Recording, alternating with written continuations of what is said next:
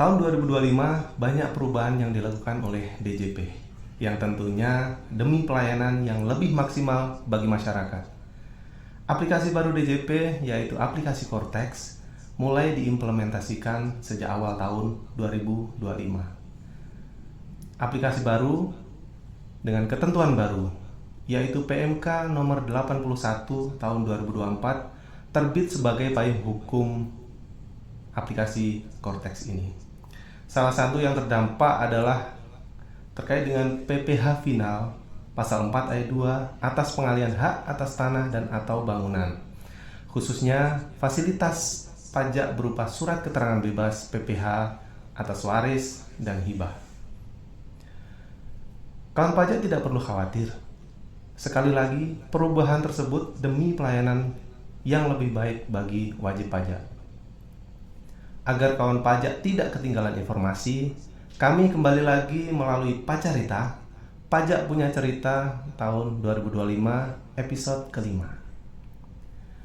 Pada podcast Pacarita episode 5 ini, kita akan berdiskusi tentang fasilitas bebas PPh final pasal 4 ayat 2 atas pengalihan hak atas tanah dan atau bangunan terkait dengan waris dan hibah. Ketentuan yang mengatur dapat dilihat pada Peraturan Menteri Keuangan nomor 81 tahun 2024 dan Peraturan Dirjen Pajak nomor Per 8 tahun 2025. Di antara bermacam-macam alasan terjadinya pengalihan hak atas tanah dan atau bangunan, ada yang dapat memperoleh fasilitas bebas PPh. Di antaranya atas pengalihan hak tanah dan bangunan terkait dengan waris dan hibah. Nah, mari kita sama-sama cari tahu dari narasumber kita hari ini kupas tuntas tentang bebas PPh final pasal 4 ayat 2 atas pengalihan hak atas tanah dan atau bangunan terkait waris dan hibah di podcast Pacarita, podcast KPP Pratama Makassar Barat episode 5. Halo kawan pajak, saya Alfian Sulistyo Gunarso, asisten penyuluh pajak KPP Pratama Makassar Barat. Selamat datang di podcast Pacarita, Pajak Punya Cerita episode kelima.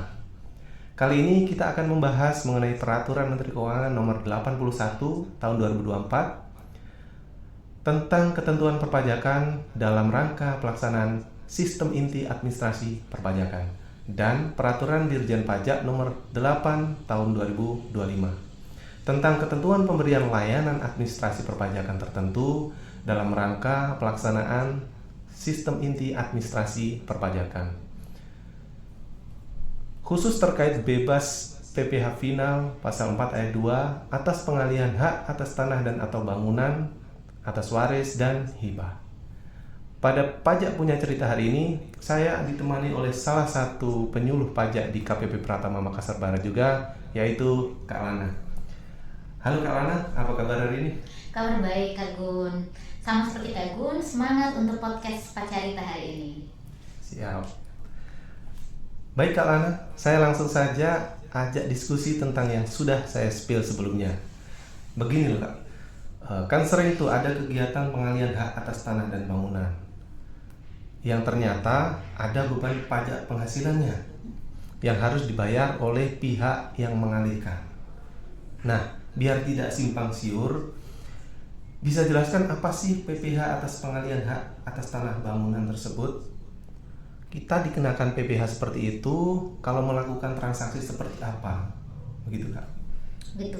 Jadi kayaknya Kak Gun ini banyak yang belum kenal ya tentang PPh atau pajak penghasilan karena adanya pengalihan hak atas tanah atau pengalihan hak atas bangunan. Nah, jadi kayak transaksi jual beli tanah atau rumah, mungkin pas ada transaksi cenderung kita baru pelajari, cari tahu apa saja syaratnya, bagaimana untuk menyelesaikan transaksi ini. Seperti itu kan kita biasanya jual beli pasti endingnya mau apa? Mau miliki ada balik nama kayak gitu ya, balik nama sertifikat seperti itu.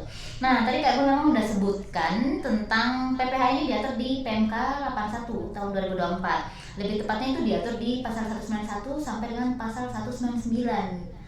190-an loh Kak Gun, berarti panjang sekali di PMK 81 ya Kak Gun ya. Nah, karena menurut pasal 1 angka 1 di Undang-Undang Nomor 6 Tahun 2023 itu Undang-Undang Nomor 6 Tahun 2023 itu penetapan Ciptaker ya, Perpu Ciptaker jadi undang-undang seperti itu. Nah, ada klaster KUP di situ sebutkan tentang pajak. Pajak itu apa? Saya bacakan aja ya, agak panjang soalnya daripada salah sebut. Nah, pajak adalah kontribusi wajib kepada negara yang terutang oleh orang pribadi atau badan yang bersifat memaksa berdasarkan undang-undang. Jadi harus ada dasar hukumnya. Dengan tidak mendapatkan imbalan secara langsung dan digunakan untuk keperluan negara ya, bagi sebesar-besarnya kemakmuran rakyat. Ujung-ujungnya pajak itu digunakan untuk kepentingan masyarakat atau rakyat gitu.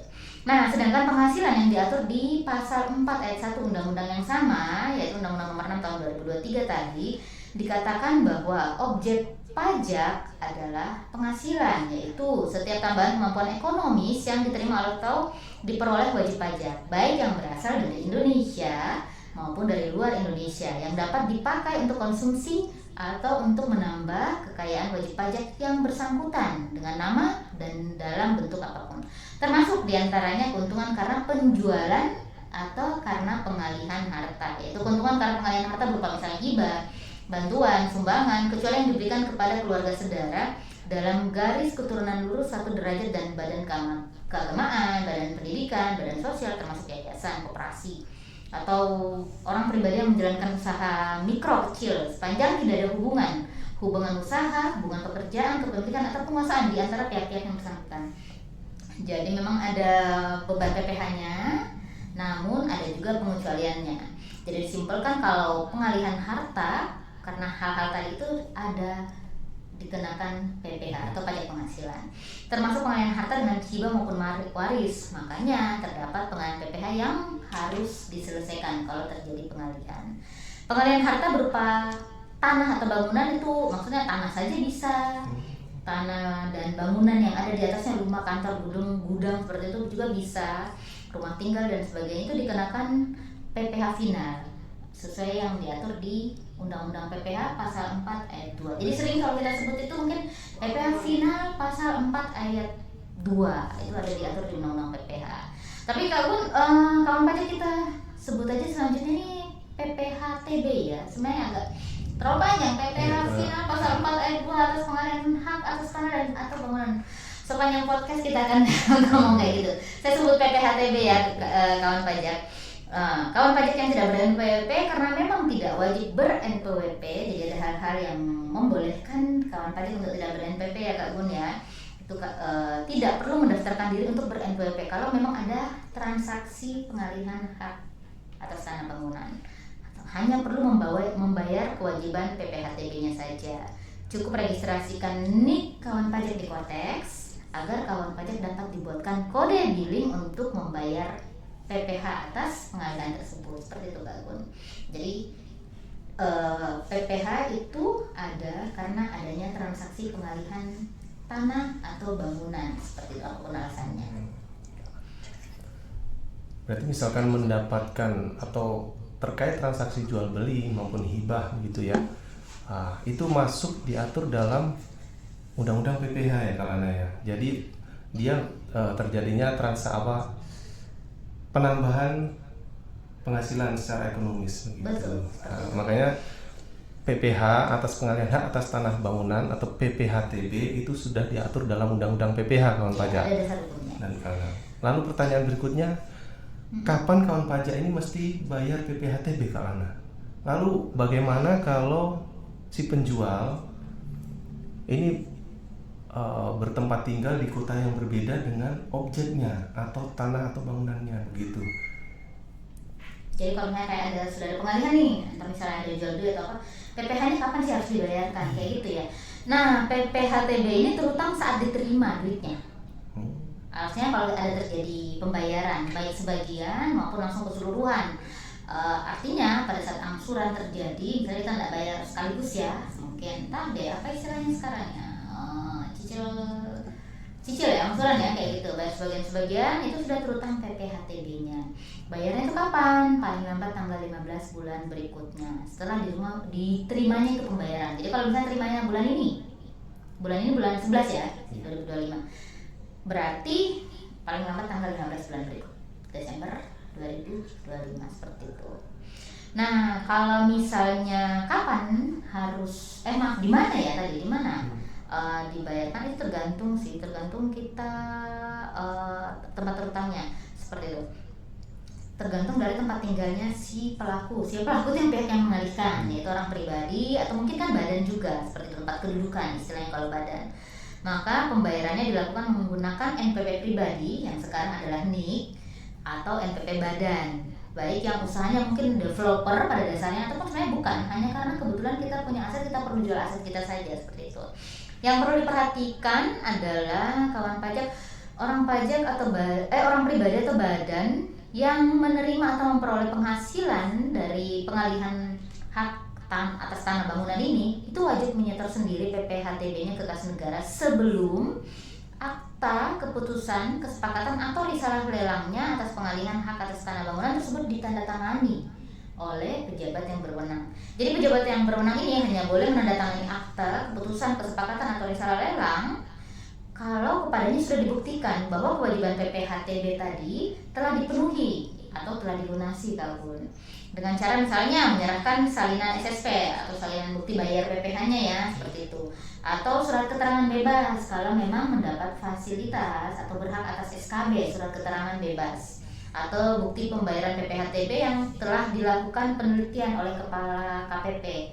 Kalau Kak Gun atau kawan pajak pernah dengar validasi SSP PPHTB, nah itu surat keterangan validasi, itu biasa nama sederhananya ya. Jadi prosesnya tidak dibalik dalam artian ya udah penyelesaian PPh-nya dulu baru penandatanganan akta, bukan sebaliknya, seperti itu ya Kak Gun ya. Baik Kak Lana, untuk PPh final atas tanah dan atau bangunan terutang pada saat pembayaran ya kawan pajak ya, saat pembayaran baik dengan cara diangsur atau sekali bayar langsung lunas begitu. Nah ini terutang di tempat tinggal orang pribadi atau tempat kedudukan wajib pajak badan kalau wajib pajak badan yang melakukan pengalihan. Pembayarannya dapat dilakukan sampai dengan tanggal 15 bulan berikutnya Kak Lana ya? Iya Kak Gun. Jadi kalau kawan pajak ini menerima pembayaran di bulan November, maka nanti PPh yang wajib disetorkan itu paling lambat adalah tanggal 15 bulan Desember gitu ya. PPHTB ini harus dilunasi dan sudah dilakukan penelitian formal atas pembayaran PPHTB ya, istilahnya kalau di kita validasi PHTB ya, itu lebih mudah disebutkan gitu ya. Lebih mudah disebutkan sebelum ditandatangani akta atau keputusan kesepakatan atau risalah lelang yang ditandatangani oleh pejabat berwenang. Lalu Kak Lana, ini pertanyaan berikutnya. Tadi saya sudah sampaikan berapa tarif PPHTB itu? Nah, tarif PPHTB itu ada 3 macam Kak Gun. Ada yang 0%, 1%, ada yang 2,5%. Kalau 0% itu misalnya kayak pengalihan ke pemerintah atau ke BUMN, badan usaha milik negara atau badan usaha milik daerah yang mendapat penugasan khusus dari pemerintah atau dari kepala daerahnya, tapi yang harus diatur dalam undang-undang mengenai pengadaan tanah bagi pembangunan untuk kepentingan umum. Jadi 0% itu memang peruntukannya khusus ya, yaitu ke pemerintah, BUMN atau BUMD dan untuk kepentingan umum gitu. Nah, kalau sedangkan tarifnya yang 1% itu 1% dihitung dari jumlah bruto pengalihan, itu atas pengalihan rumah sederhana, rumah sangat sederhana oleh developer, atau developer itu maksudnya wajib pajak yang usaha pokoknya memang untuk pengalihan atau kayak jual rumah kayak gitu ya. Nah, sedangkan 2,5% itu yang dihitung dari jumlah bruto nilai pengalihan juga, itu kalau yang selain yang pakai 0%, selain pakai yang 1%. Jadi di luar itu berarti 2,5% kayak gitu Kak Gun. Jadi kalau pada umumnya sih namanya kita jual beli rumah atau tanah kayak gitu, selain RSS gitu, RSS ya tadi itu berarti kita dikenakan 2,5% Kak Gun. Nah, sebenarnya nilai pengalihan tadi itu dasarnya bermacam-macam, tergantung atas transaksi apa misalnya nih Kak Gun, pengalihan ke pemerintah, maka nilainya berdasarkan keputusan pejabat yang berwenang, kayak gitu. Jadi diatur ya, tidak bisa menggunakan nilai-nilai semau kita. Pengalihan hak sesuai pengaturan lelang, pengalihannya menurut risalah lelang, gitu. Jadi kalau lelang lain lagi, diatur lagi menurut risalah lelang. Kalau misalnya pengalihan haknya itu ternyata jual beli antara dua pihak yang tidak dipengaruhi hubungan istimewa selain yang tadi, maka berdasarkan nilai yang sesungguhnya diterima atau diperoleh. Saya bayar berapa, itu dasar untuk PPh-nya. 2,5% misalnya dikalikan saya bayar berapa, kayak gitu. Sedangkan pengalihan hak atau tanah bangunannya itu dilakukan jual beli melalui yang dipengaruhi hubungan istimewa, maka pengalihannya berdasarkan yang seharusnya diterima atau diperoleh. Jadi bedanya yang tidak dipengaruhi hubungan istimewa kan sebenarnya dari kepentingan tertentu, tidak ada kepentingan pribadi, penguasaan dan sebagainya. Maka angkanya bisa dianggap angka wajar. Tapi sedangkan kalau yang kita dipengaruhi hubungan istimewa, misalnya dari hubungan keluarga dekat, jauh, atau penguasaan, kepemilikan, itu biasa harganya cincai gitu kan. Nah itu harus menggunakan nominal atau nilai yang seharusnya diterima atau diperoleh. Jadi istilahnya kayak harga wajarnya ya, bukan harga yang saya kasih kamu segini aja deh kayak gitu, yang cincai ya gitu. Nah pengalihannya kalau yang pakai tukar menukar, misalnya pelepasan hak juga atau penyerahan hak, hibah, waris atau cara lain, maka pengalihannya berdasarkan yang seharusnya diterima atau diperoleh berdasarkan harga pasar, Kak Gun. Jadi kalau dipikir-pikir, pengalihan hak bangunan, hak atas tanah bangunan ini tidak selalu karena jual beli, macam-macam alasannya. Tapi kalau apapun itu menimbulkan tambahan kemampuan ekonomis yang diterima atau diperoleh wajib pajak, tetap menjadi objek PPh kawan pajak. Seperti itu Kak Gun. Baik, dari penjelasan Kak Lana tadi ada dua hal yang perlu kawan pajak dan kita semua perhatikan ya. Yang pertama terkait dengan tarif. Itu ada 3 tarif terkait dengan pengalihan ya, Kak Lana ya. Ada yang pertama tarifnya 0% kawan pajak, 0%, 1%, dan yang umum itu 2,5% ternyata. Nah, untuk 0% dan 1% sudah dijelaskan Kak Lana dengan kriteria-kriteria tertentu.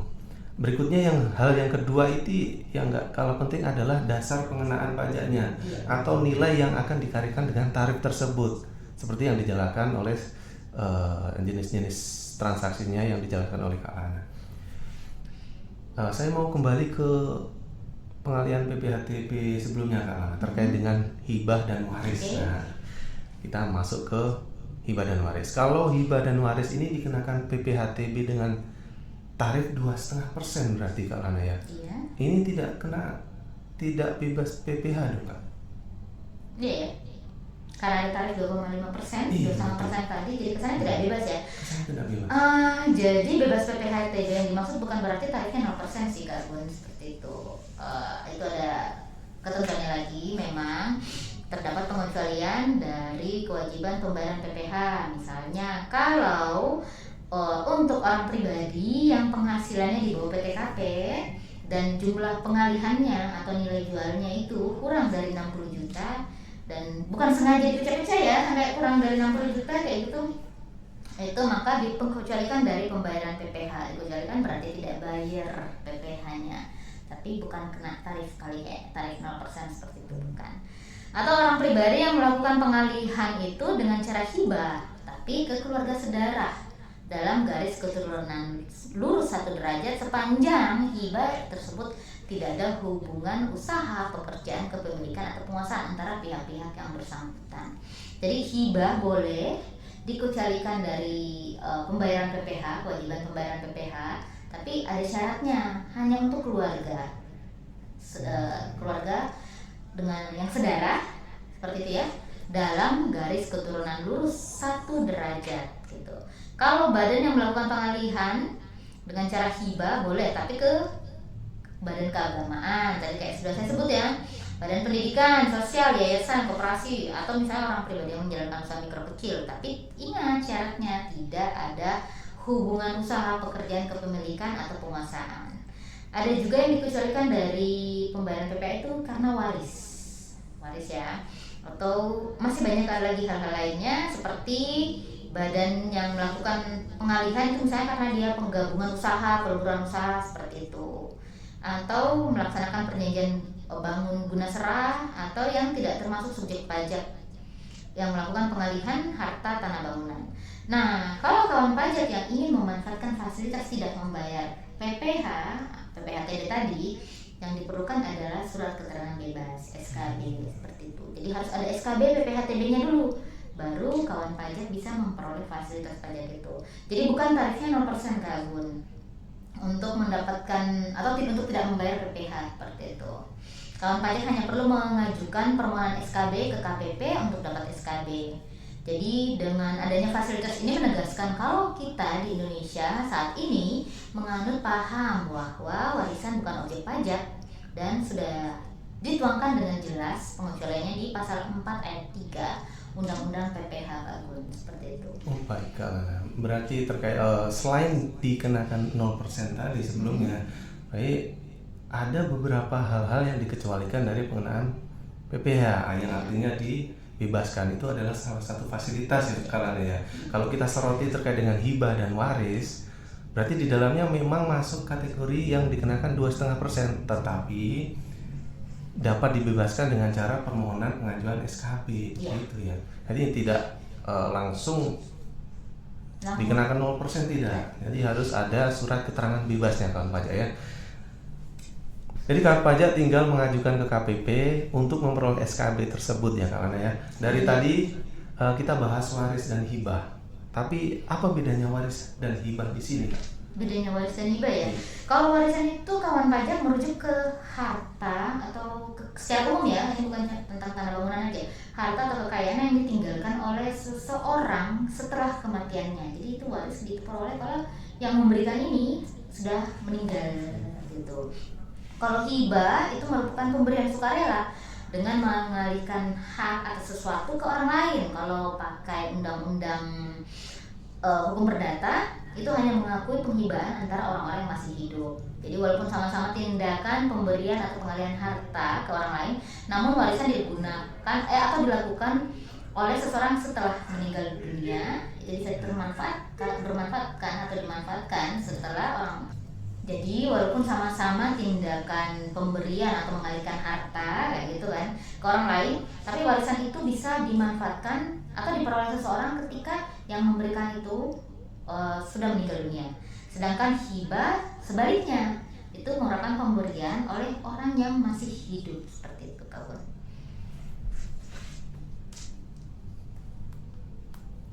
Baik kawan pajak, sudah jelas ya, sama-sama tindakan pengalihan aset, namun warisan dilakukan setelah pihak pemberinya itu telah meninggal dunia.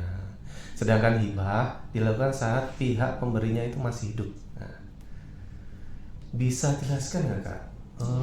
Apa saja syarat atau kategori kawan pajak yang berhak memperoleh surat keterangan bebas PPHTB agar kawan pajak ini tahu dan mengajukan permohonan SKB kalau memang mereka memenuhi kategori yang berhak bebas PPHTB.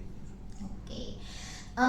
Di tadi yang PMK 81 tahun 2024 itu sudah diatur ya Kak Gun ya. Di situ diatur tentang pengecualian PPHTB yang dilakukan oleh orang pribadi karena alasan waris ataupun juga karena hibah tapi ke keluarga saudara dalam garis keturunan lurus 1 derajat. Tapi ingat yang tadi kan sudah kita sebutkan, kita ulangi saja, tidak boleh ada hubungan kepemilikan, kekuasaan atau hubungan usaha kayak gitulah antara pihak-pihak yang memberikan, karena nanti beda konsekuensinya. Juga kepada badan keagamaan, badan pendidikan, sosial, termasuk juga yayasan koperasi, orang pribadi yang menjalankan usaha mikro kecil sepanjang tidak ada hubungan usaha kepemilikan penguasaan. Saya ulang lagi. Jadi hibah-hibah ke badan juga merupakan bukan objek pajak, tapi ada syarat tertentu yang memang harus dipenuhi. Sedangkan hibah selain itu hanya bebas PPHTB-nya jika diberikan kepada keluarga, dan itu pun hanya keluarga saudara dalam garis keturunan lurus 1 derajat. Jadi kalau misalnya sudah bertingkat lebih dari 1 derajat, misalnya dari nenek ke cucu, itu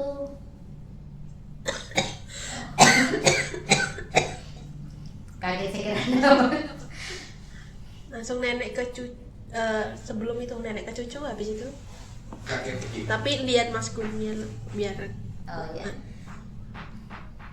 Jadi kalau misalnya sudah lebih dari itu, misalnya sudah 2 tingkat, misalnya dari nenek ke cucu, Nah, itu tidak mendapat SKB atau tidak berhak seperti itu mendapatkan fasilitas pajak, atau sebaliknya cucu ke nenek kayak gitu, atau ke samping misalnya ke saudara itu tidak. Jadi memang pure hanya orang tua ke anak dan sebaliknya ya Kak Gun ya.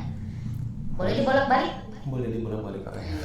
Oh, jadi untuk bisa bebas PPHTB kan Pak Jaya atas hibah itu hanya diberikan jika kepada wajib. Oh, jadi untuk bisa bebas PPHTB atas hibah itu hanya jika diberikan kepada badan keagamaan, pendidikan, sosial, koperasi, atau orang pribadi dengan usaha mikro dan kecil yang tidak boleh ada hubungan usaha, pekerjaan, kepemilikan, atau penguasaan. Bisa juga dengan syarat yang sama, hibah kepada keluarga sendiri. Namun kalau diberikan kepada keluarga sedarah dalam garis keturunan lurus 1 derajat. Nah, itu kalau bisa dimisalkan dari ayah ke anak atau sebaliknya dari anak ke ayah atau orang tua. Gitu. Jadi karena biar lebih lengkap lagi nih, bagaimana caranya kawan pajak ini dapat memperoleh warisan? Ulang kaki masuk Kaki, kok bisa? Oh suaranya. Jadi Kak Lana, biar lebih lengkap lagi nih, bagaimana caranya kawan pajak yang menerima warisan atau hibah ini bisa memperoleh SKB, Kak, SKB PPHTB. Lalu permohonan SKB-nya ini diajukan kemana? Oleh siapa dan apa dokumen-dokumen kelengkapan yang harus disetorkan begitu? Oke, syaratnya ya, tadi kita sudah kategorinya seperti apa. Merasa nih saya berhak SKB, oh saya dapat waris atau saya dapat hibah emang dari orang tua kayak gitu. Terus gimana dong caranya kawan pajak bisa mengajukan dan di mana gitu ya SKB tersebut kayak gitu. Nah, cara mengajukan permohonan SKB-nya itu ada di kalau kawan pajak mau baca nih, ada di Perdirjen yang tadi Kak Gun sebut, Perdirjen nomor 8 tahun 2025. Tepatnya di pasal 101. Perdirjen ini menggantikan Perdirjen nomor 8 tapi tahun 2023 gitu ya. Kita pakai sekarang basicnya yang tahun 2025. Permohonan SKB PPHTB yang atas hibah diajukan oleh pihak yang mengalihkan atau yang memberikan hibah. Jadi yang ngasih yang harus mengajukan permohonan SKB Kak Gun. Karena kan prinsipnya PPH pajak penghasilan itu beban para pihak penjual ataupun pemberi ya. Nah, makanya yang mengajukan SKB, yang mengajukan biar bebas itu adalah pihak yang mengalihkan atau yang memberi hibah. Diajukan di KPP, kantor pelayanan pajak sesuai tempat terdaftar NPWP si pemberi hibah tersebut. Jadi dia bermohon di KPP, dia terdaftar. Nah, sedangkan permohonan SKB PPHTB atas waris tentu harusnya tetap dilakukan oleh orang yang masih hidup, ya kan? Karena permohonan itu diajukan setelah yang memberikan meninggal dunia, maka ahli waris yang tentunya harusnya masih hidup, ceritanya baru dia mengajukan permohonan SKB PPHTB. Ajukannya di KPP, tetap di KPP di mana dia terdaftar. Dia ini si ahli waris atau penerima waris seperti itu. Dia bermohon seperti itu di KPP, dia terdaftar. Kalau toh memang tadi kayak tadi yang saya sampaikan, nggak mesti ber-NPWP kalau memang belum wajib untuk ber-NPWP, tapi wajib apa registrasi nih di Kortex, karena nanti permohonannya memang lewat Kortex kayak gitu. Nah, permohonan dilakukan di Kortex bisa dari akunnya kawan pajak sendiri atau bisa melalui petugas loket TPT di KPP. Yang perlu diperhatikan di sini apa saja syaratnya, untuk memenuhi persyaratan agar bisa bermohon. Nah, salah satunya itu harus memenuhi persyaratan untuk diberikan SKF. SKF itu singkatan dari surat keterangan fiskal. Syarat SKF sendiri ya kawan pajak ya, itu diatur di pasal 4 Peraturan Dirjen Pajak nomor 8 tahun 2025. Ya, perdirjen yang sama, namun pasalnya pasal 4. Syarat SKF saya jelaskan aja ya. Itu syaratnya kalau kawan pajak sudah menyampaikan SPT tahunan 2 tahun pajak terakhir. Sekarang contohnya tahun 2025 ya, berarti kita sudah harus menyampaikan SPT tahunan 2 tahun pajak terakhir itu 2024 dan 2023. Dan juga menyampaikan SPT masa PPN 3 masa pajak terakhir. Tapi perlu diingat kalau memang itu menjadi kewajiban buat kawan pajak. Misalnya bukan PKP, bukan pengusaha kena pajak, berarti saya nggak wajib dong untuk menyampaikan SPT PPN-nya kan Kak Gun. Nah maka itu kewajiban yang untuk pelaporan SPT PPN itu tidak perlu. Perlunya cuma SPT tahunan. Yang kedua, syaratnya itu kawan pajak tidak mempunyai utang pajak. Artinya semua sudah lunas kalau memang ada utang pajaknya. Atau mungkin boleh saja masih punya utang pajak, tapi memang sudah ada izin untuk menunda atau mengangsur pembayaran pajak. Jadi memang ada fasilitas ya untuk melakukan penundaan pengangsuran pembayaran utang pajak ya, gitu. Jadi kalau memang sudah ada izinnya, ada utang pajaknya yang belum terbayar, itu masih boleh termasuk salah satu syarat yang sudah terpenuhi untuk SKF. Yang ketiga, itu tidak sedang dalam proses penanganan tindak pidana perpajakan. Ya dong, masa ada pidana perpajakan dia sedang dalam proses terus masa layak SKF itu tidak ya, jadi pasti sudah tidak memenuhi. Jadi itu tadi 3 syarat untuk memperoleh atau memenuhi kewajiban SKF. Namun kawan pajak mengajukan permohonan SKB melalui Kortex kan tidak perlu mengajukan tersendiri SKF-nya, nanti pengecekannya secara otomatis oleh Kortex sendiri. Jadi mengajukan permohonan SKB PPHTB tadi tanpa perlu mengajukan terpisah atau sebelum dulu SKF. Nanti di permohonan itu kok kayak filternya dia untuk dia memenuhi SKF atau tidak, memenuhi syarat untuk diberikan SKF atau tidak, seperti itu kawan pajak. Nah, dalam pengajuan permohonan SKB PPHTB, kawan pajak cukup menyiapkan yaitu mengisi lengkap formulir permohonan SKB PPHTB-nya, dan juga tentu harus ada surat pernyataan hibah atau mungkin surat pernyataan waris sesuai lampiran Perdirjen nomor 8 tahun 2025. Dan tidak kalah penting harus ada dokumen pendukung atas hibah dan waris, seperti itu. Jadi formulir permohonan diisi lengkap. Kalau misalnya lewat akun Kortex juga harus diisi lengkap. Kemudian ada surat pernyataan hibah atau surat pernyataan waris terbentuk kasusnya karena apa, itu diupload gitu kan di Kortex atau diserahkan ke petugas loket KPP kalau memang lewat KPP. Dan jangan lupa harus ada dokumen pendukung atas hibah atau waris. Nah, kalau misalnya pada aturan lama untuk permohonan SKB PPHTB waris itu diperlukan SPT tahunan yang dilaporkan oleh pewaris. Ya, Kak Gun pernah dengar kan? Pernah. Nah, jadi kalau misalnya ada warisan nih, terus mau dimohonkan SKB, gitu kan? Nah, ada syaratnya itu bahwa pewaris ini yang memberikan warisannya itu ya tanah bangunan yang dia wariskan itu sudah harus dilaporkan di SPT tahunannya sebelumnya aset itu atau yang warisan itu harus ada di dalamnya terlapor seperti itu. Nah, nampaknya karena memang ini salah satu syarat yang cukup sulit untuk dipenuhi sehingga di Perdirjen nomor 8 tahun 2025 peraturan tersebut dihapuskan, jadi tidak ada lagi. Namun peraturan penggantinya ya itu tadi cukup mudah. Ahli waris cukup memenuhi persyaratan untuk diberikan SKF seperti itu untuk bisa bermohon. Jadi kalau memang memenuhi syarat untuk SKF, permohonannya bisa diajukan. Kalau tidak ya tidak gitu. Kalau tidak memenuhi ya seperti itu Kak Gun. Berarti yang difilter atau yang divalidasi ada NIK atau NPWP yang mengajukan ya Kak. Yang mengajukan. Kalau memang itu terkait dengan hibah, berarti yang pemberi hibahnya. Nah, yang kedua karena warisan pasti yang mengajukan itu salah satu ahli warisnya. Nah, salah satu orang tersebutlah yang harus divalidasi sudah memenuhi syarat ketiga tersebut atau tidak, begitu kalanya.